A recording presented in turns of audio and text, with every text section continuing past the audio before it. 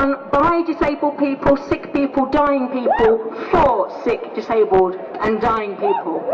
And they come to us, and believe you me, they are desperate, absolutely desperate. Disabled, sick, dying people in this country today with no food. Some of them had no heating on all last winter. They can't get an appointment with the CAB. They can't get legal aid anymore. I'm James from the Revolutionary Communist Group. And the first thing I want to say is that the British ruling class has laid down the gauntlet. The bedroom tax is one of the most vindictive and oppressive cuts that the coalition government has executed to date. A direct attack upon one of the most basic necessities of life, secure housing. The government claims that this will save 480 million in a year. This is an absolute fiction. The best estimates will show that the bedroom tax will actually end up costing them over 1 billion. The bedroom tax is an ideological attack. And the human cost, you don't have to look hard to see. I've been campaigning on the bedroom tax since the 1st of April when it was launched, and the same story emerges behind every affected door.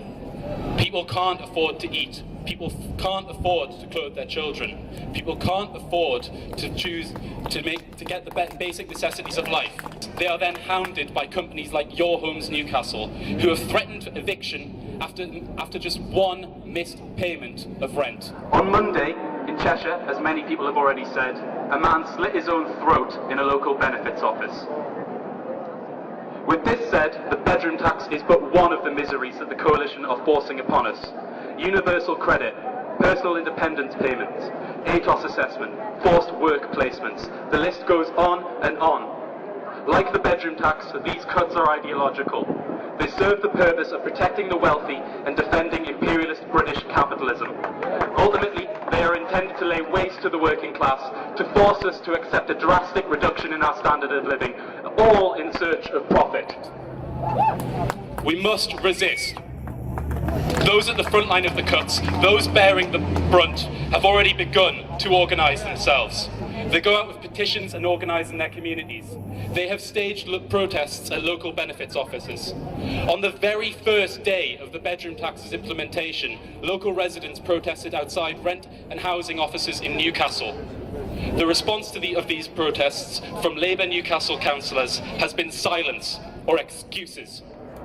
Labour councillors and MPs offer no alternative to the bedroom tax.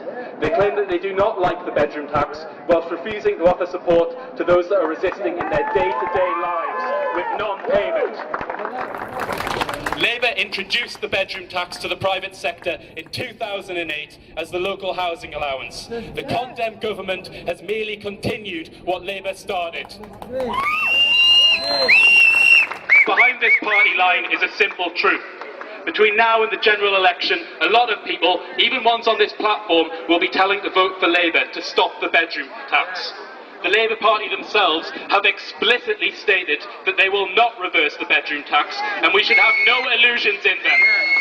They are a pro-cuts party. In response to George Osborne's recent budget announcement, if any of you doubt me, Ed Miliband said, our starting point from 2015 to 16 will be that we will not be able to reverse any cut in current day-to-day spending unless it is funded by other cuts.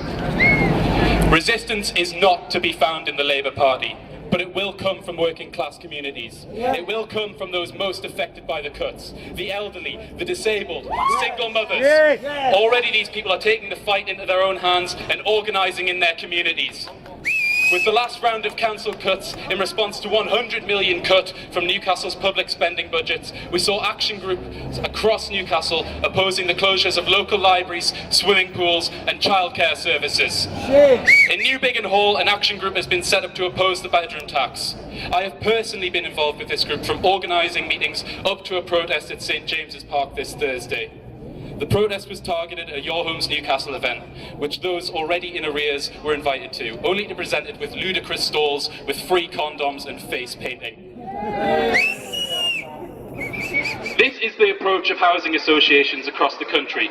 They blame the victims of the bedroom tax for not being able to pay. They blame the poor for their poverty. Shame. These groups are aware of this. They are organising actions. They have no illusions in the Labour Party. They demand a real alternative where their needs will be met. Yes. Now is the time to be organising in our communities, to build resistance from the grassroots, and to challenge the austerity of the ruling class, Labour and Tory alike. If there isn't a bedroom tax campaign in your area, start one.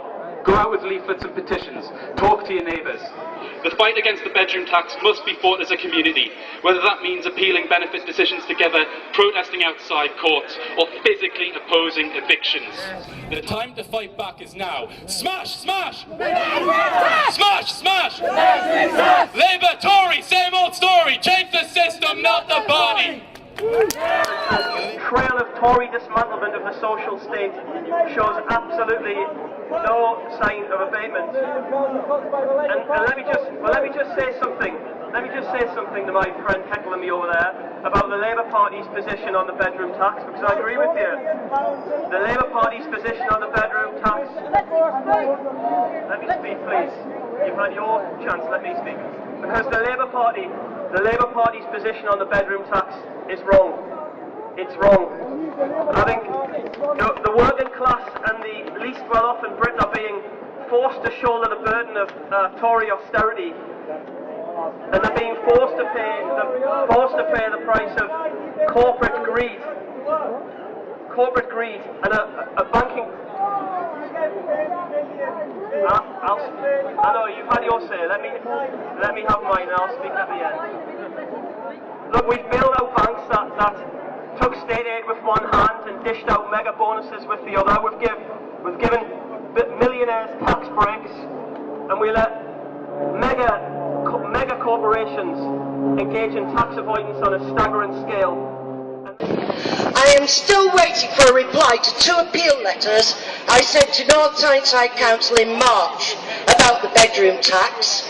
I have been told by the council that I should go private, as they have no one-bedroom properties for me to move to. Why should I put money in a private profiteering landlord's pocket because there is a shortage of social housing, or pay my own removal costs? I have also been told that the council has no option but to implement government directives. This is bloody shameful nonsense. But Labour have said they will not reverse the bedroom tax or any other cuts should they get elected. What use are they then? They're just another load of bloody Tories. Yeah.